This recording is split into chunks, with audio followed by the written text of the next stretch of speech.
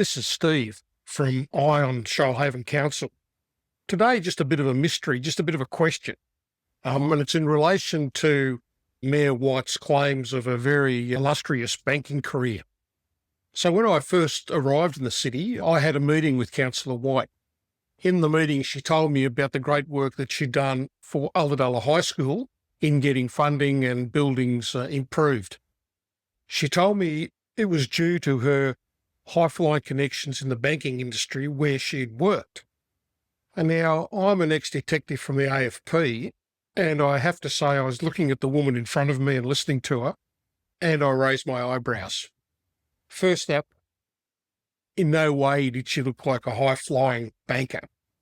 But that just could be my bias in what I think a banker looks like. My expectations were set from my time in the fraud squad when I had dealings with a number of high-flying banking executives, and Patricia didn't fit the mould.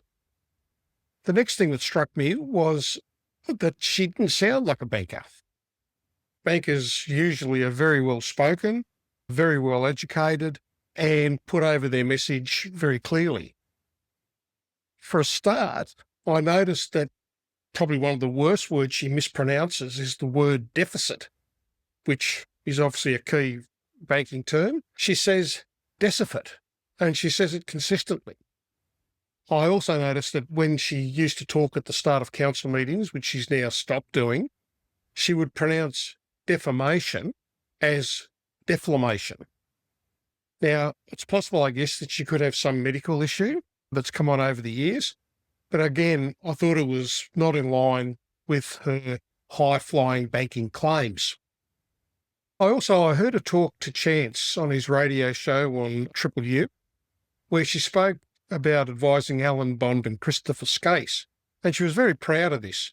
Now, again, I'm not sure, but if I was in public office, the last thing I'd want to tell the public is my association with these two guys, seeing both of them ended up either in prison or as wanted men on the run for large-scale fraud. The next thing I heard was stories about her success or lack of success in business. Again, they weren't glowing and supporting of what I would expect from a high-powered banker. One thing they can do is make money. In November 2024, I sent her an email to see if she could give me some details on a time with the bank. And of course, which is the way she operates, she never responded to the email. This is a pattern with her. She makes claims and promises, but trying to pin her down with clear evidence seems to be a total waste of effort and time. Now, if you get an opportunity to talk to her as she travels around the Shoalhaven collecting her travel allowance, you may want to ask her about some details on her background. It's reasonable that people back up claims of expertise with evidence, not just, I was a. Of course, I'm not saying she's a liar or a fraud, but the lack of hard facts just raises suspicion that something may not be quite right. And it would be so easy to dispel these concerns just by producing a CV. That's all for today's mystery. Thank you.